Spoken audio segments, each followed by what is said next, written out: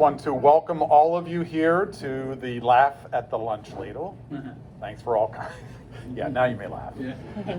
We are very fortunate. Our headliner is from Kansas, and not too many people realize this, but she was the actual voiceover for Toto in The Wizard of Oz.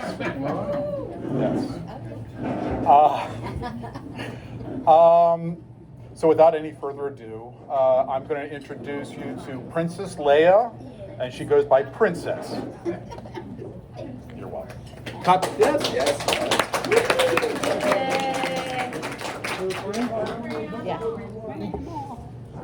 Hello. Feel free to keep eating. Yes.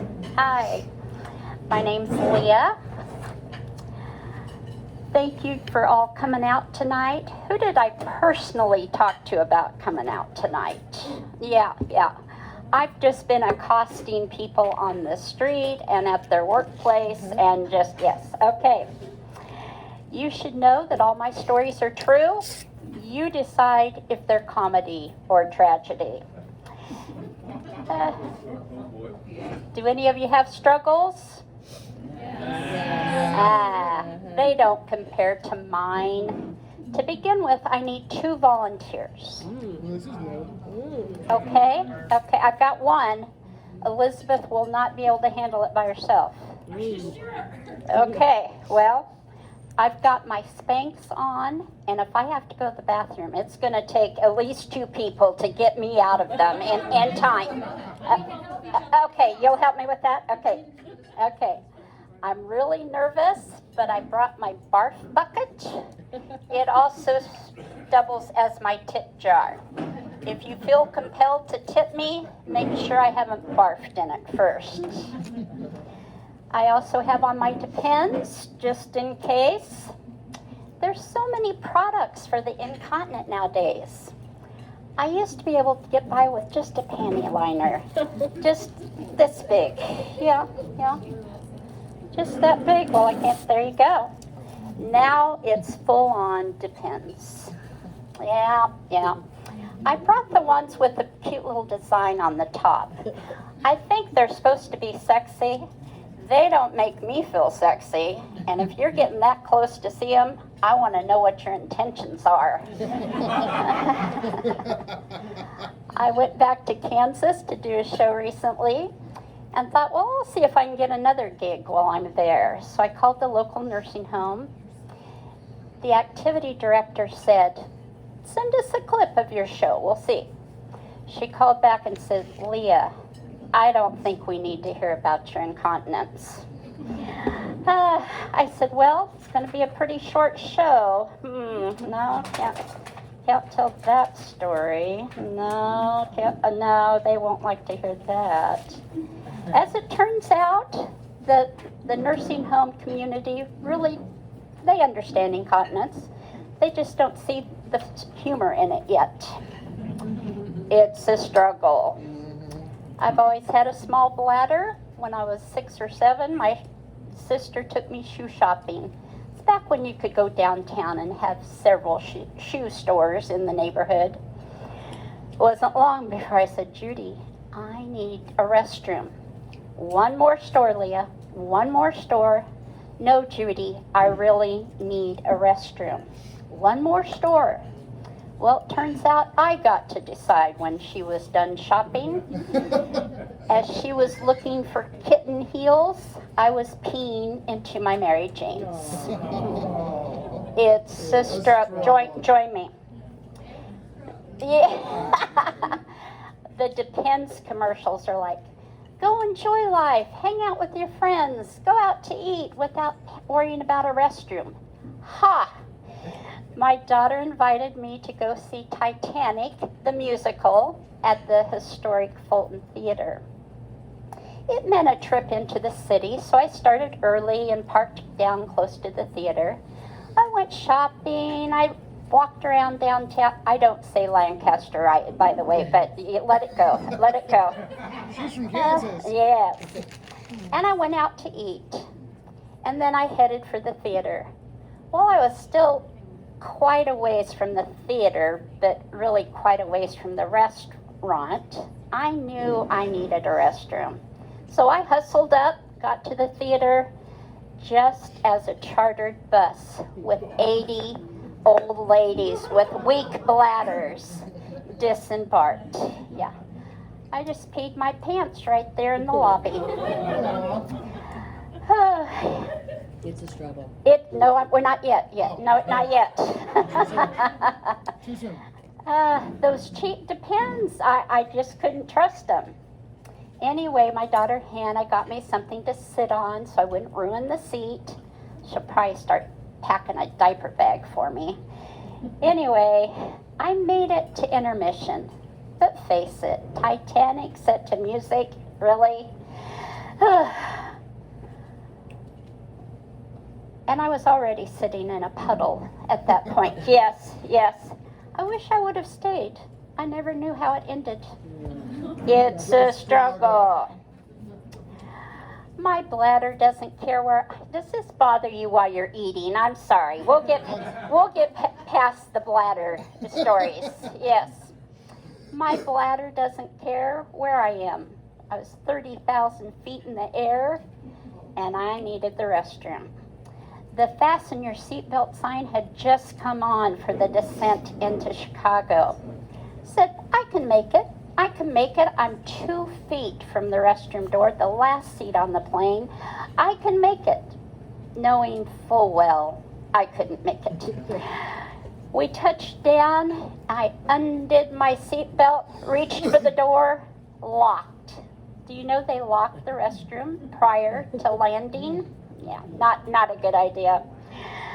In my desperation, I asked the young family in front of me that had a baby if I could have a diaper. I stuffed that thing down my pants. They're really absorbent. I might have to check the price on those. I waddled off the plane like an old lady with a wet diaper. I wonder if did I mention all my stories are true? Yeah. I wonder if that dad is still talking about me. It's a struggle. Another plane story, not quite as dramatic. I put my purse under the seat in front of me, and as we took off, my 2-pound bag of peanut M&Ms spilled and rolled to the back of the plane. I could hear the giggles and disgust from the passengers behind me. And I tried to make sure I didn't have chocolate on my teeth when the flight attendant came by. I'd like to say that was the end of the story, but when we landed, here they all came back again.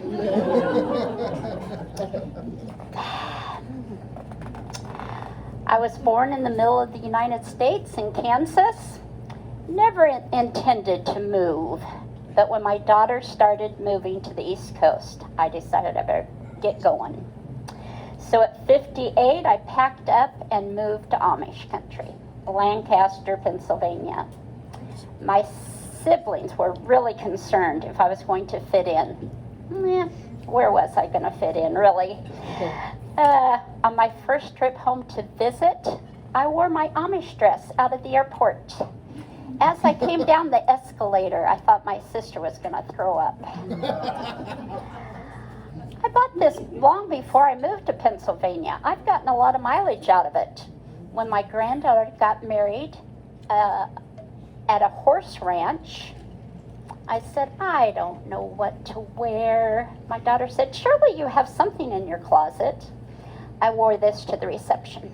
It really suits me, unfortunately. Yes, it's a struggle.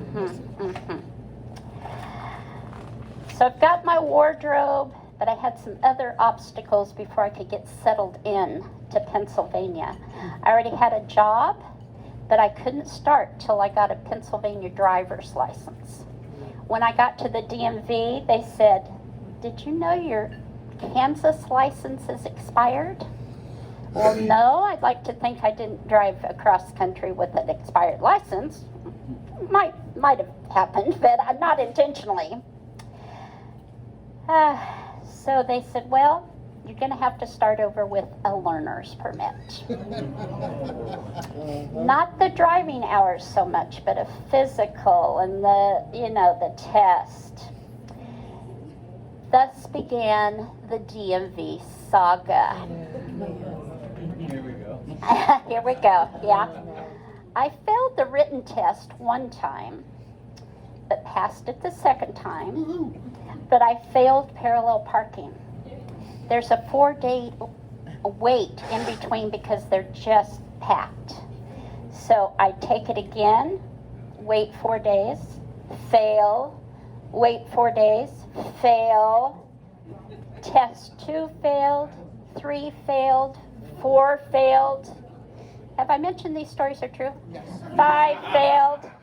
I couldn't parallel park to save my life. My son-in-law said, maybe you should just move back to Kansas. Yeah. No, because that driver's license is expired. Yeah. All this could have been averted if I could find my Social Security card. Why, I don't know, but I knew right where it was. It was in my moving pod in Kansas.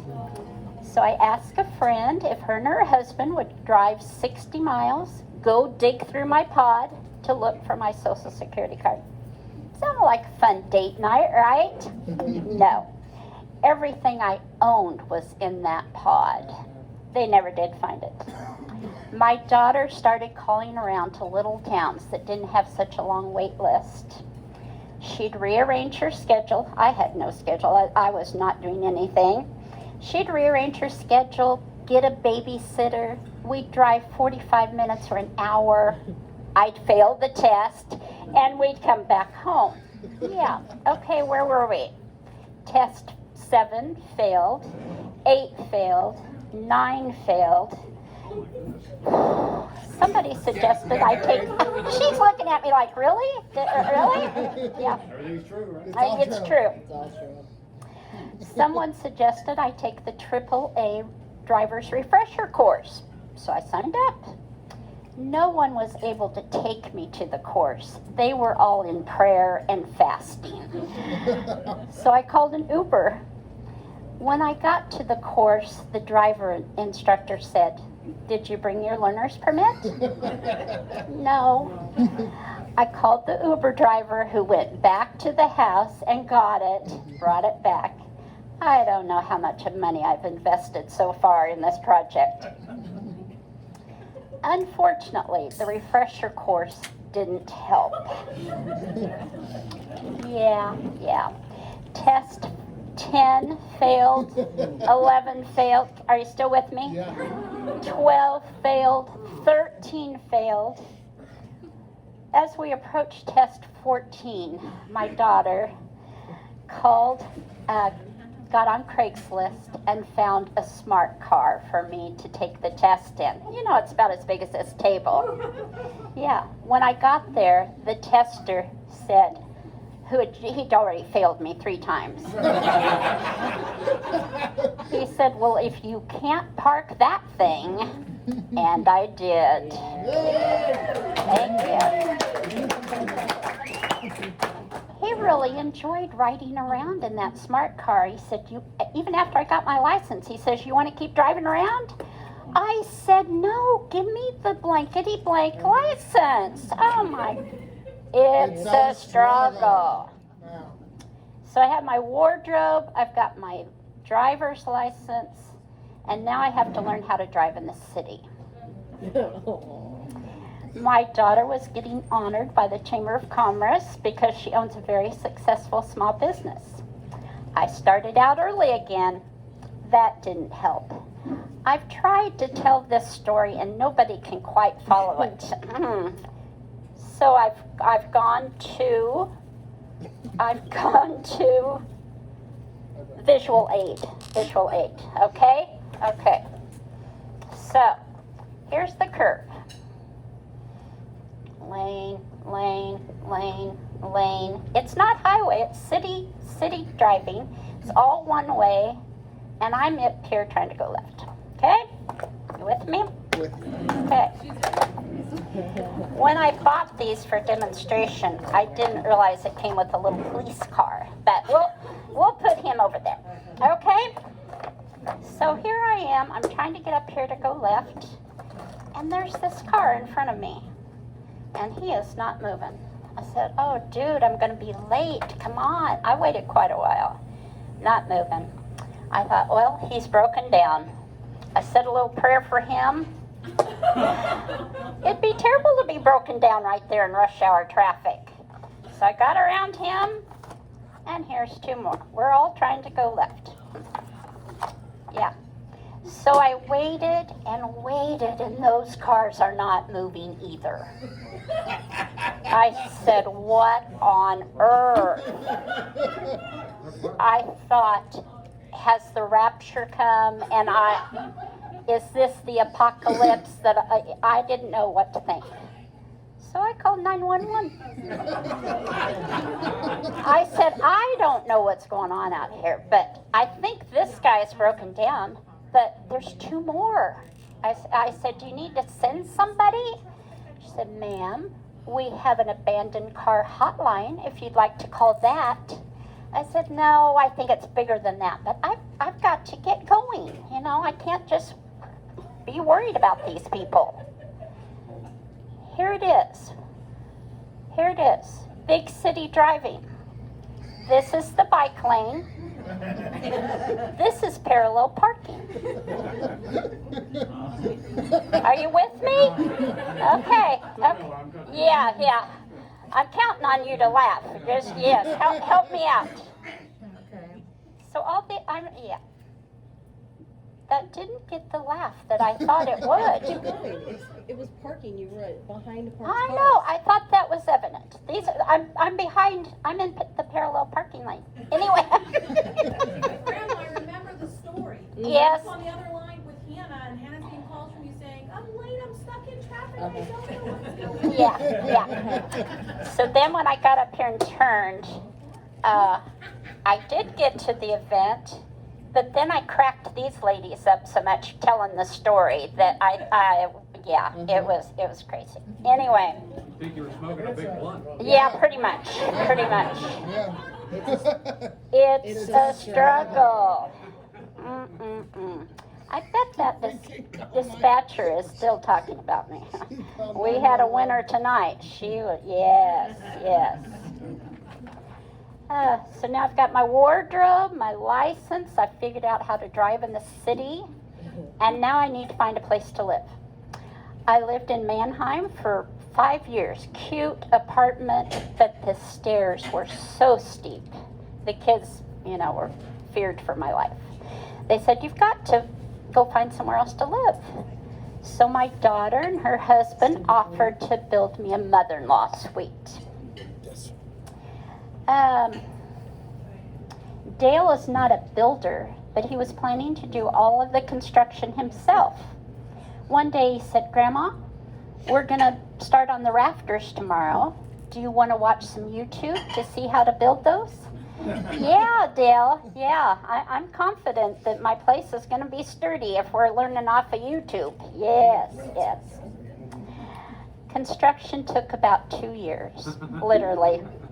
When things just got hard and messy and stressful, he said, maybe it would be best if you got married and lived somewhere else.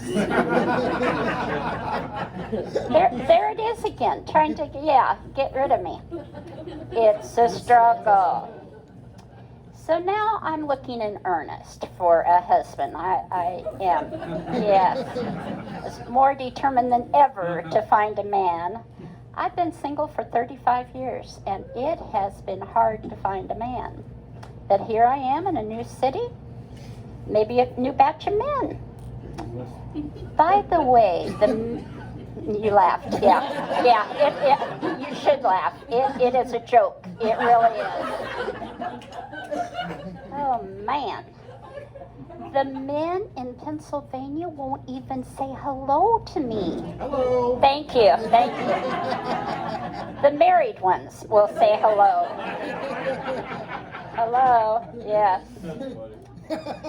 Come on, guys. It doesn't hurt to smile at a little old lady and say hello. It's okay. I'm not going to just nab you off the street and drag you home, okay?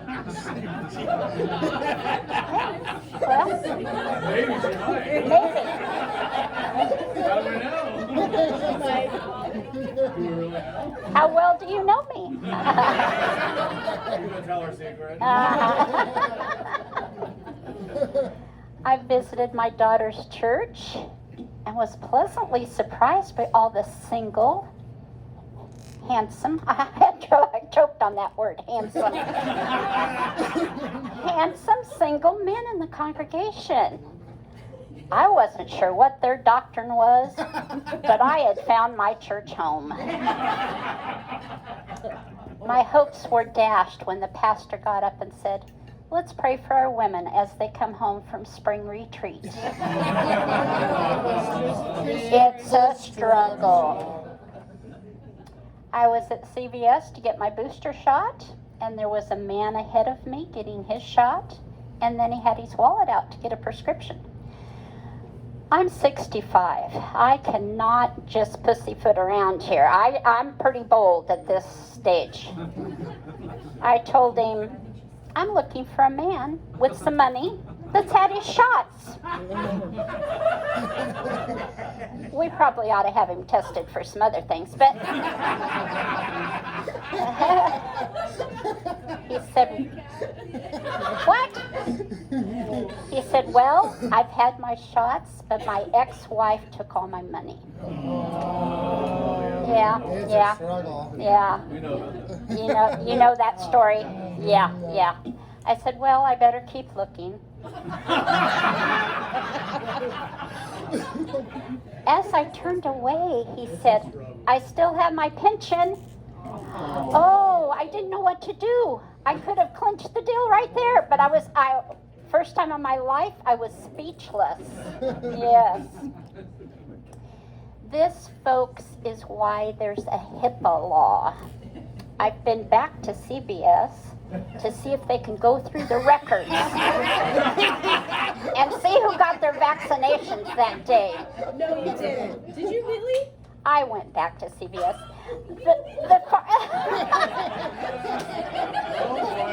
Oh boy.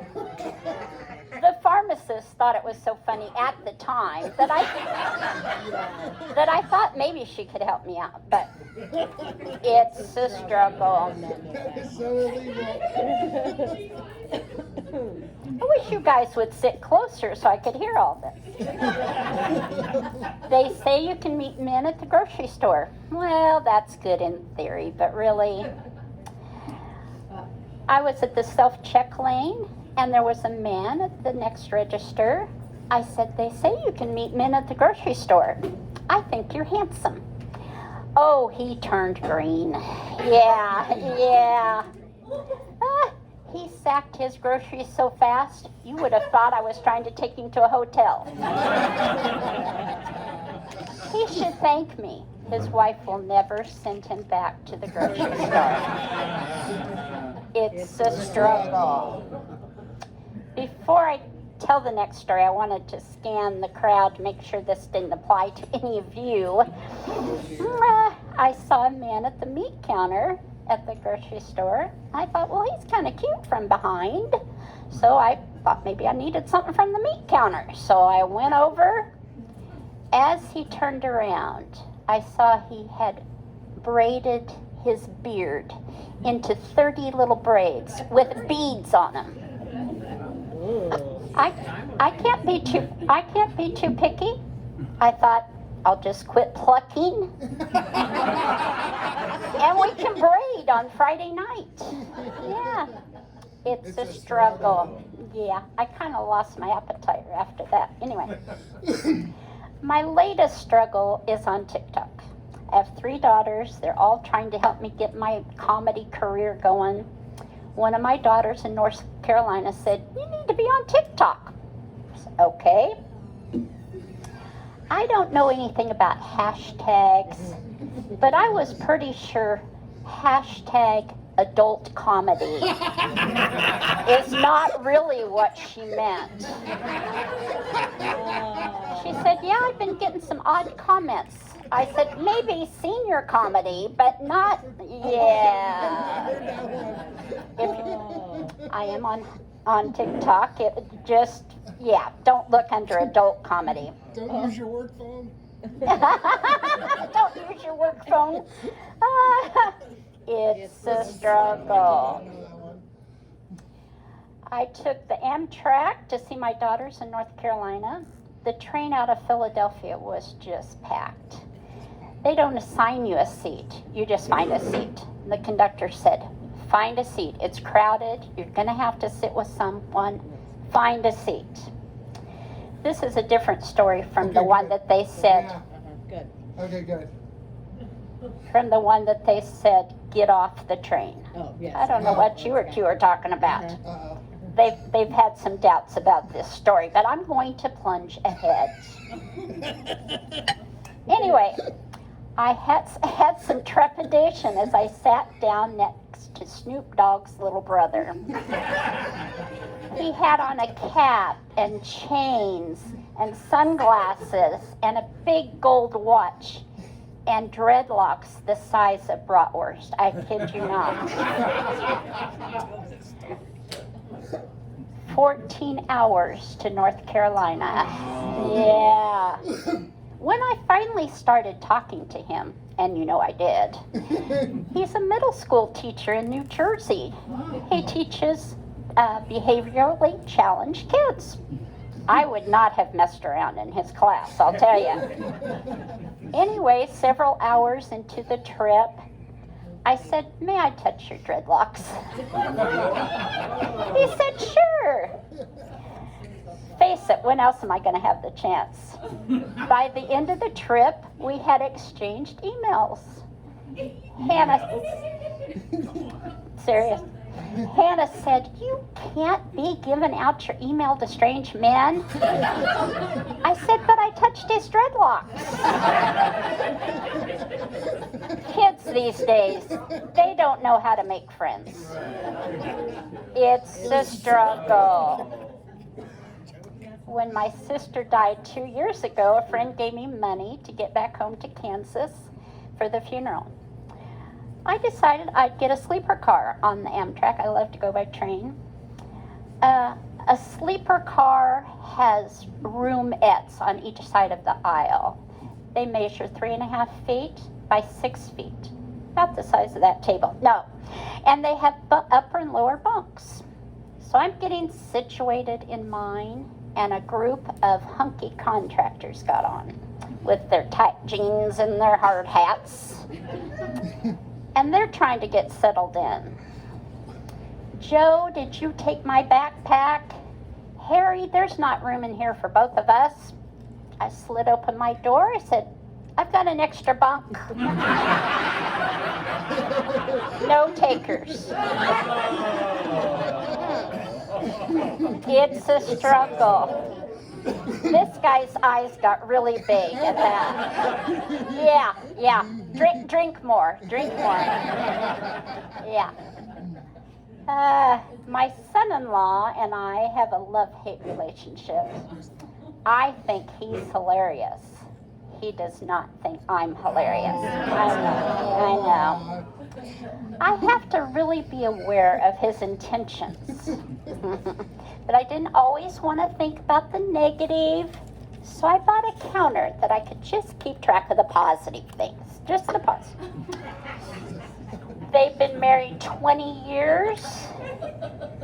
8 things. That's about right.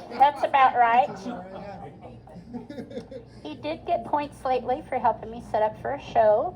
Got my microphone set up and my props together. He was even playing a song before the show, something about a mother-in-law. I thought, well, isn't that sweet? You probably know the tune to Mother-in-Law. Mother-in-law, mother-in-law. But do you know the lyrics? Mother-in-law, mother-in-law. Mother-in-law, mother-in-law. The worst person I know. Mother-in-law, mother-in-law. If she'd leave us alone, we would have a happy home. Sent from down below. Satan should be her name. To me, they're about the same.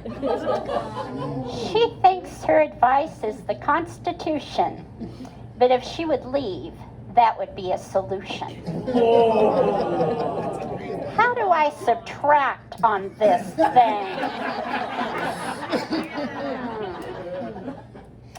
The counter was really his idea, truly. He said, you need to get one of those and keep track of all the negative things you say. This wasn't our best day together, okay? I'm on my third one. It's a struggle. In a new twist, I had a man come by my house. He was invited over to sell me Medicare. When he got to the medical questions, he says, have you had a mammogram lately? I said, yes. He said, that must really hurt if you're small-chested. He said, Dolly Parton probably doesn't bother her. I was like, well, okay, yeah, it's painful. He went on to tell me about 2 women that had come on to him at their kitchen tables. Yeah. He left behind a small box in my windowsill that he said was a hot spot. When he went looking for it later, he said it was a hot spot. My brother seemed to think it was a camera. If it was, I should have given him something to talk about. He wants to come back over and talk more about Medicare, but I think we're done. It's a struggle. A good friend of mine met a very nice man with online dating. Do you know how it works? You can browse. Did you meet that way? Oh. Okay, I don't want to tell that story. Mine doesn't have a happy ending. We do that. You know how it works. You can browse for free. You can just look to your heart's content. But if you want to actually communicate with someone, you have to pay money. My daughter said, Mom, pay some money and find somebody. So I did. I enrolled. I signed up for 3 months. I have since canceled that, by the way. This past week, I got a match. He lured me. Yeah, not yet. He lured me in with the picture of a motorcycle on his profile page. Yeah. He said, do you want to text or talk on the phone? Ladies, don't give out your phone number. Don't. But I did. Yeah. When he texted me the next day, I asked, what are you doing today? He says, I've been in my pool, trying to impress me, I'm sure. And I took a shower. He said, could I send you a selfie? I said, from the shower? He said, no, from my bed. I said, oh, buddy, lose my number. He's probably also selling Medicare. It's a struggle. I was on a flight recently that I really made a fool out of myself. We had just gotten settled in on the plane, and there was a mechanical issue. I texted my sister-in-law to say I would be delayed getting into Wichita. She said, why don't you do some of your comedy on the plane? She's usually a little more reserved than that, so I thought, well, if she thought it was a good idea, yeah. While I was trying to get up the courage to do that, they made us all get off because of a lightning storm. It was like 3 hours total. I had some of my props in my carry-on bag, so I ventured out to entertain the masses in the terminal.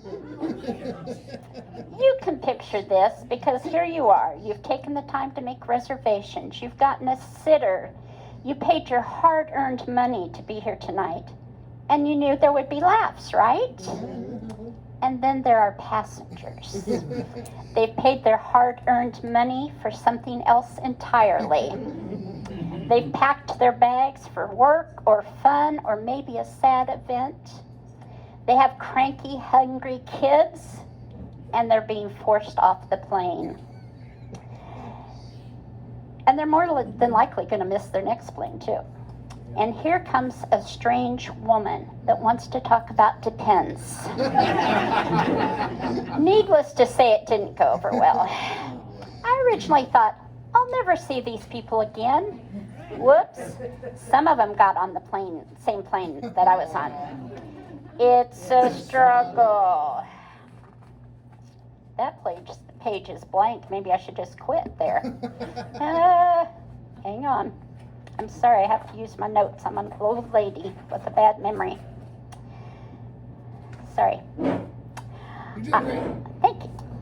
I worked as a switchboard operator at a refinery in Kansas for 20 years. Loved it. I was a big fish in a little pond. 600 men, yes, it was good. Still no dates. Come on. Anyway, people would often call in and want to talk about how much their royalty checks were going to be, how much their oil checks were going to be. Without an introduction, they just launch into questions. One particular man said, I have a question for you. I said, are you going to invite me out for Saturday night? He said, no. 2 weeks later, he called again. Yes, I am going to invite you out for Saturday night. He lived 2 hours away, and we agreed to meet at a restaurant. His name was Simon Crowder. When I hung up, I unplugged the switchboard and I raced upstairs to the accounting department. I said, what do you know about Simon Crowder? Well, we have two. One is 52 and one is 94. Depending on how much oil money he had, I could have gone with the 90-year-old. Anyway, we met at a restaurant and had an awkward dinner. He didn't ask me one thing about myself. Sigh. He had taken 2 hours to get there. I don't know what he intended to do after dinner, but I thought we should do something. He's come 2 hours. What to do? I know. Let's go play bingo at the VFW. I don't know why I can't get a date. I'm lots of fun. Simon Crowder never called back. It's a struggle. The years at the refinery were the best years of my life. Most of my mishaps went under the radar, but one I'm pretty sure wound up in my HR file. Our company was bought out by a huge company in Minnesota. It was big news for us, for the city, and for the state of Kansas. The refinery planned a big party, and 2 employees and I were in charge of the invitations. 3 coworkers and mail merge. We sent out hundreds of invitations and breathed a sigh of relief that was over. Relief, that is, until the Kansas State Senator's assistant called and said they'd gotten the invitation meant for the dog catcher. That means that the dog catcher's invitation went to the mayor, and the mayor got the one intended for, it's a struggle. Well, anyway, I went through a traumatic divorce when my kids were little. Brent, my youngest, was only 5. The years were brutal. My ex-husband was a jerk. I cleaned it up for you folks. Okay? I was just looking forward to the day when Brent would be 18 and the ties with his dad would be loosened. Unfortunately, the first month of his senior year of high school, he was diagnosed with cancer. Our co-parenting started again that day. Several years of chemo and radiation followed. We were at Mayo and MD Anderson. Let me tell you, hanging out with your ex-husband with a seriously ill child is stressful. I always tried to be civil to his dad, but after years of putting up with his crap, I just couldn't take it anymore. How many have been to the Mayo Clinic in Minnesota? It's just basically a small city. I knew they had a store, and I'm pretty sure they had what I was looking for. So through the hallways and the elevators, I made it to the store and I found what I was after. Yep, on the way back to Brent's room, I borrowed a scrub top from a nurse. And I put on some gloves from an unattended cart. They should hide fingerprints, right? Is there a crime involved? There's might be. Is this the second crime Yeah. of the night? So, as I approached Brent's room, his dad looked on curiously, as he had many years that we've been in and out of love. I said, I think I have the diagnosis for what your problem is. You're full of it. Bend over. It's a struggle. Yes. True story. True story. True story. Oh yeah. Oh yeah. I went to Houston once to spend time with Brent in the ICU. Little did I know his dad would be getting ready for his 4th wedding, his 4th marriage. At the time, I didn't know they were getting married. That's your bracelet. Oh, that's my bracelet I'm trying to pull off. Yeah. Thank you. You're welcome.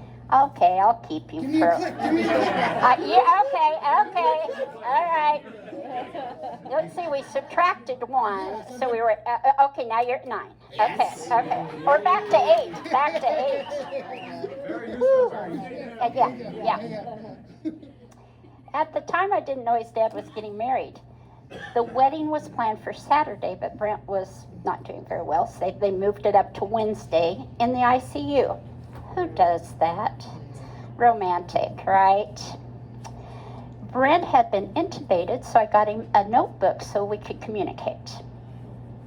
The bride and groom were gone all day Wednesday, so I had the day with Brent by myself and headed back to the hotel before the wedding party arrived. 2 hours later, his dad called and said, "Are you close by?" "Yes, why?" "Brent's asking for you." He had written Mom in his notebook. I raced up to the ICU. There were 6 people crowded around his bed. I wasn't going to be intimidated by his dad or his dad's friend or his new wife. I said, "Brent, I already had my PJs on and my teeth out." I sure hope that image didn't bring back memories that might have ruined the wedding night. He's saying, "It's a struggle." I've barely dated for 35 years, but I finally met a man in Ephrata. Take it off? Okay. It's gonna turn into that kind of story. That's how you got the We had a long-term relationship. 2.5 dates. The first date was pleasant. We went to Roots at the flea market and hung out. It was very enjoyable. The second date, we went to Tiny Town, my daughter's business, for a cup of coffee. I wanted Hannah to meet him. You gotta vet him pretty early at this age, you know? Yeah. She took me aside and said, "Mom, what are all the women's names on his arm?" No way. I said, "Those are his ex-wives." No joke. True story. True story. I said, "I've got a short name, and it'd probably fit in there." Yeah. He was weird. He brought me flowers to the flea. No. Okay. Didn't let me touch his dress. No, that's another story. As we were leaving Tiny Town, he bent down to kiss me. I said, "Oh, buddy, really? No. You're moving pretty fast." 2 days later, he picked me up for lunch. As I was climbing into his truck, he said, "I don't think this is going to work." He says, "Usually by now I interrupted him, "Getting married?" We agreed we weren't a match, but I still wanted him to take me to lunch. It's a struggle. I've never heard of the Ladle until they advertised Love at the Ladle, speed dating. I've been to 2 events now. And you guys just, you found each other on Match. Okay. Thank you to the Ladle for trying to help those of us looking for love. They schedule the event in increments. They start out with the seniors late afternoon so that we can be home in time for Jeopardy. Okay? And then the younger crowd start, and they close the place down. Yeah. The first event had 3 men and 5 women. There were so few of us that we were allotted 6 minutes with each bachelor instead of 3. Face it, 3 minutes is enough to know. I didn't need 6. No. The Ladle supplied us with a list of questions in case we needed help trying to figure out what to ask. My daughters quickly gave me a list of things not to ask. Some of them I can't repeat, but don't ask who they voted for. Wait, that's further on into the minutes. Yeah. How much money do you make? Do you have a will? Do you want to have children? Yeah. No, I didn't find love at the Ladle yet. 3rd time's a charm. And it's coming up. It's coming up. It's a struggle. With my children living all over the world, I've had lots of opportunities to travel. On my return from a trip, I'd regale my coworkers with something exciting. On one trip, I didn't have anything. It was boring. What's a girl to do? Lie. I made up this elaborate story that I met a man on a plane. That's how I really start out all my stories that I want to come true. Not only that, but he was traveling and coming close to where I lived and was going to stop in and see me. Okay, it just so happened it was the same day as the women's lunch at work. We were going to meet the ladies were meeting at a restaurant. Blah, blah, blah. Well, the luncheon was correct, but the rest not. The day before the luncheon, I went across the street to a diner and approached a group of contractors. I explained the need for a pretend boyfriend the next day. One of them agreed. He said, I'll even get out of my Nomex and my hard hat. I'll be there. Of course, my coworkers were anxious to meet the mystery man. So was I. We had already started eating. No boyfriend. I couldn't wait any longer. I went to the entrance of the restaurant and saw an older man with his wife. I quickly explained the situation and asked if he could fill in. This is a true story. His wife said, "You'll bring him back, right?" Yes. Within 20 feet, I gave him the drill. My name's Leah. We met on a plane, and you're madly in love with me. Go. He was perfect. He followed me to our table and graciously said to all my coworkers, "It's so nice to meet all of you." Then he put his arm around me and said, "Leah, I know you're busy. I'll talk to you after work." Be still my heart. Lies, all lies. Unfortunately, I had promised his wife to return him. And so I went and deposited him back at her table and went back to my lunch. It's a struggle. Yeah. Of course, the fun part was telling them all that I didn't know him from Adam. Over the months in and out of the hospital in Houston, I got to know a Middle Eastern taxi driver. Sorry, I know this one. I can't take him anywhere. We've had so many trips together, and he knew of my struggle to find a man. I don't really know what I do with him. Well, I do know what I do with men. Anyway, one trip he asked, Leah, why no husband? You cute. You funny. You lesbian? Now that you've heard my struggles, yours don't seem so bad, do they? Thank you for coming out.